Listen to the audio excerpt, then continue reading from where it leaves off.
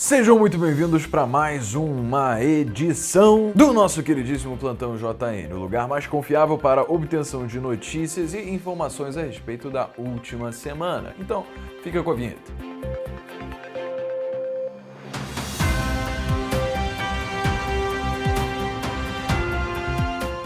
Mas antes de começar, você já sabe, as camisetas da Mônaco estão em promoção da Black Friday, então achou que eu ia pedir o like, né? Pô, se puder, dá isso aí também. Mas estão aqui embaixo no link da descrição, como essa maravilhosa do Elon Musk aqui, beleza? E além da camisa da Mônaco, na Black Week, eu e o meu time aqui da Jovens Negócios, a gente está fazendo uma oferta de um material que nós produzimos de 10 aulas chamado Como Começar um Negócio do Zero. Se você não sabe desenvolver ideias de negócio, se você não sabe depois de ter ideias como executá-las, com quem falar, onde captar dinheiro, tudo isso a gente está abordando em detalhes lá nesse curso. Vou deixar mais informações no link aqui embaixo, qualquer coisa é só você ir lá, beleza?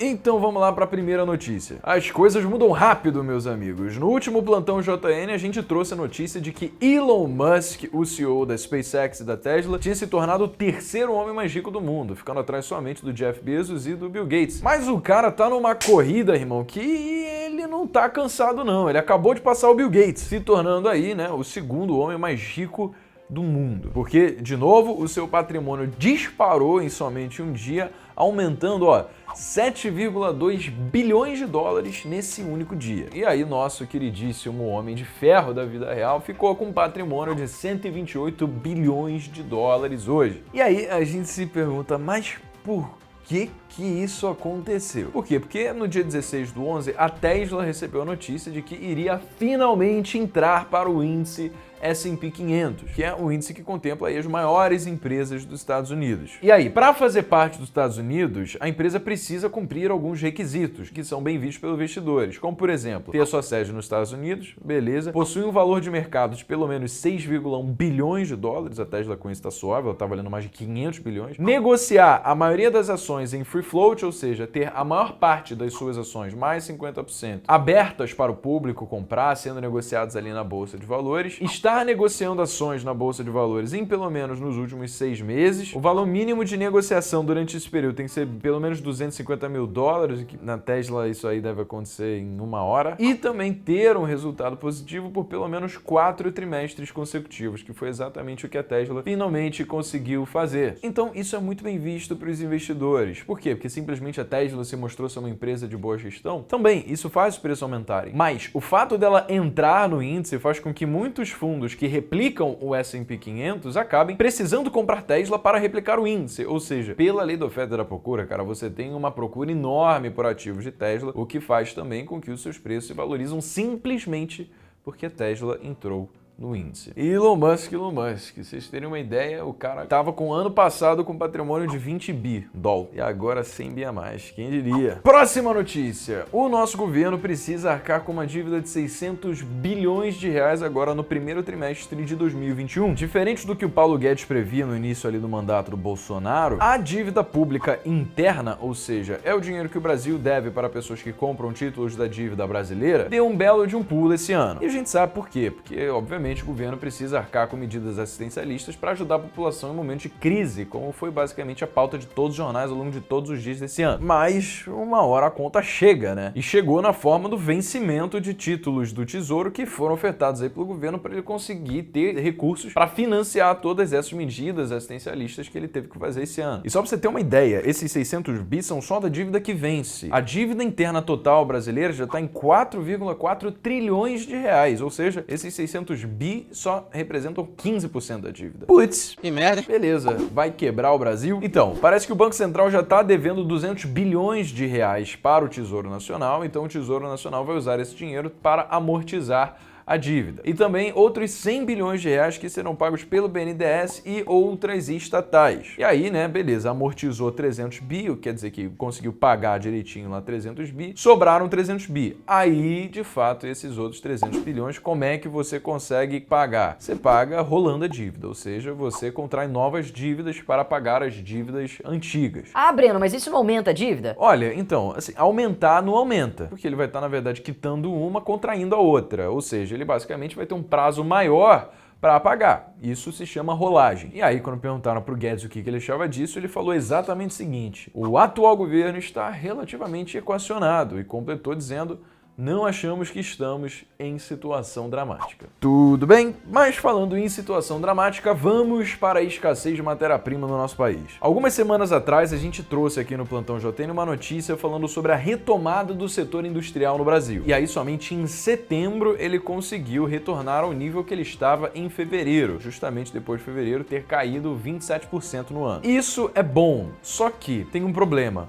Os produtores acreditavam que essa retomada do crescimento seria mais lenta, ou seja, a produção brasileira não conseguiu engatar ainda para fornecer ao mercado o que ele está demandando. E aí o que acontece é escassez. Existe uma demanda muito grande e uma oferta muito reduzida. Isso naturalmente interfere nos preços de toda a cadeia de produção, que por escassez acabam ficando muito mais caros. Então a gente tem relato aí, de falta de caixa de pizza, falta de aço, cobre, resinas plásticas, produtos químicos, embalagem de papelão, plástico, vidro, algodão, tecido, placa de MDP, MDF e espumas utilizadas na fabricação de móveis. Ah, pera, e tem até espumas do setor bovino utilizado na produção de sabonete, é isso? Sebo bovino, cara, que parada é essa? O sebo é um tecido animal gordo proveniente das vísceras de animais ruminantes, fonte de gordura saturada. Meu Deus! Segue o baile, beleza, eu vou fingir que eu não li isso. A escassez generalizada, como eu te falei, acontece por alguns motivos. A gente pode pontuar aí essa redução na produção do início da pandemia, uma recuperação mais rápida do que o esperado, e essa recuperação, inclusive, a gente pode até colocar na conta do auxílio emergencial. Por quê? Porque depois, no começo da pandemia, de quase 2 meses de baixa demanda, o governo foi lá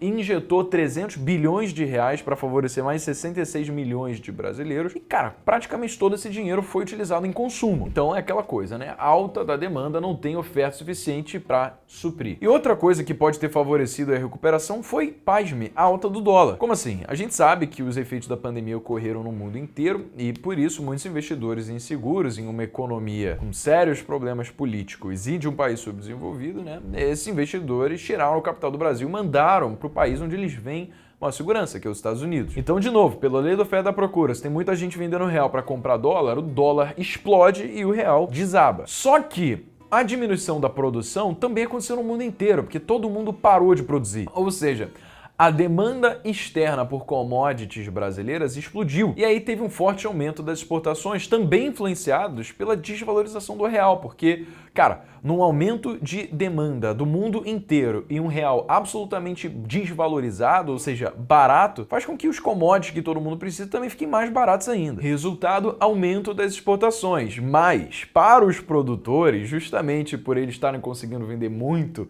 para exportar, eles falam, cara, olha só, eu tô ganhando em dólar, o dólar tá assim que tanto, por que eu vou me preocupar em pegar o que eu tô produzindo e vender para o mercado interno que eu tô ganhando em real? Eu não, vou ganhar em dólar que eu tô ganhando muito mais. E aí o que acontece? Escassez de produção aqui no Brasil. Só que essa alta do dólar também tem um efeito averso às importações. Por quê? Porque tá tudo mais caro para o brasileiro importar lá de fora. Ou seja, já que tem menos produto sendo importado, existe menos oferta ainda de produtos no mercado doméstico. Ou seja, é uma dificuldade só, velho. Para conseguir encontrar produto, matéria-prima no Brasil tá caro para o Próxima notícia. Trump ainda não aceitou a derrota.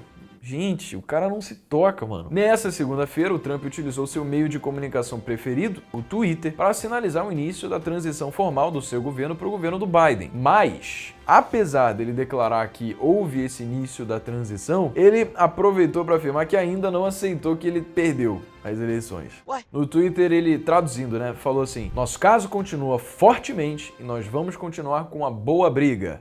E acredito que vamos triunfar. Entretanto, enquanto Trump continua sonhando com uma miraculosa reviravolta, o mercado financeiro norte-americano segue otimista com a vitória do Biden. O que nos leva à próxima notícia. O Dow Jones, o índice industrial de empresas norte-americanas, bateu pela primeira vez 30 mil pontos, cara. E por que isso aconteceu, né? A gente sabe que as notícias das vacinas que foram bem-sucedidas deixaram as bolsas de valores do mundo inteiro animadas. E no começo da semana passada, com a vitória aí do Biden, com aquele pacote poupudo de medidas econômicas que ele apresentou e um Senado republicano, tudo isso ajudou o mercado mundial a ficar mais otimista. E aí, com isso, a gente deixa de ter duas incertezas. A incerteza de quem ia ganhar as eleições e também a incerteza se a gente conseguir ainda uma vacina esse ano. Ou seja, como no mercado de renda variável ninguém gosta de incerteza, quando você deixa de ter incerteza, ele reflete isso. E não é à toa, o S&P também bombou, ele também teve um novo recorde, fechando aí em 3.635 pontos. E deixando o mercado internacional de lado um pouquinho, vamos falar do nosso próprio umbigo. A nossa bolsa sofreu uma alta muito forte esse mês. Você vê, em outubro ela estava em 93 mil pontos, agora já está em 110 mil pontos. E de acordo com os dados da B3, a gente percebe que muito disso se deu pela entrada absurda de capital estrangeiro. A gente também viu aqui no plantão JN de uma edição passada que o Morgan Stanley emitiu um relatório falando pra rapaziada lá de fora comprar real, porque aqui estava muito desvalorizado. E só pra você ter uma ordem de grandeza, até o dia 19 foram mais de 26,17 bilhões que entraram na nossa bolsa só de capital estrangeiro. E aí, com tudo isso, vem esperança de retomada das atividades. A gente teve a notícia aí de que PetroRio valorizou acho que quase 30% em um dia. A Vale também explodiu. Petrobras já não tem nem mais teto porque não vai barrar. E logicamente, né, principalmente Petrobras e Vale, porque representam boa parte do nosso índice Bovespa, isso ajudou a nossa bolsa a chegar aos 110 mil pontos, o que cada vez se aproxima mais aqueles 113 mil pontos que a gente lembra lá de fevereiro desse ano. Próxima notícia, e temos mais vacinas chegando. É ela, a vacina de Oxford aí, chegando no nosso Brasil. Na última segunda-feira, os representantes da AstraZeneca e também de Oxford se reuniram com o nosso Ministério da Saúde, com a Anvisa e com a Fiocruz para pedir autorização para o uso emergencial da vacina aqui no Brasil. Já existe um acordo para que 80 milhões dessas vacinas sejam importadas, caso aquela lá do Instituto Butantan da fábrica, né, não consiga produzir. E aí, ao invés de produzir a Sinovac, que é daquela empresa chinesa aqui no Brasil, vai importar de Oxford. E aí seriam 40 milhões que chegariam em janeiro e outras 40 milhões em fevereiro. E aí, por que foi escolhida essa para importar e não as outras, quando a gente não conseguisse produzir elas internamente? Porque um diferencial dessa vacina de Oxford é que ela é de muito baixo custo, tanto na parte da produção quanto na logística. E só para você ter uma ideia aí, para conseguir comparar, o custo por unidade ali pro frasquinho da vacina vai ficar entre 4 a 5 dólares. E colocando em perspectiva com a da Moderna, vai custar entre 32 e 57 dólares. Mano, colocando em real, você tem uma vacina aqui da AstraZeneca e Oxford que vai ser de 30 conto versus uma outra que é quase 200 reais. E aí, a princípio, essa vacina importada vai ser distribuída pelo SUS, nosso Sistema Único de Saúde. Mas é sempre bom, vale lembrar que isso não significa que ela vai ser de graça. A gente paga essa bagaça com imposto. Não é dinheiro que simplesmente vai ser trazido da inexistência para a realidade. E ó, camisa Mônaco, o link tá aqui na descrição. Como começar o negócio do zero que o time das jovens montou com tanto carinho, que tá indo só até esse domingo. O link tá aqui na descrição também. Só por R$97. Velho, isso daí é nem 2 pizzas que você pede, mano. Vai lá dar uma olhada, porra. Clicar no link é de graça. Deixa o like aqui, se inscreve no canal, ativa as notificações e sem mais, eu fico por aqui. Beijo enorme pra você. Meu nome é Breno Perrucci e esse é o Jovens de Negócios.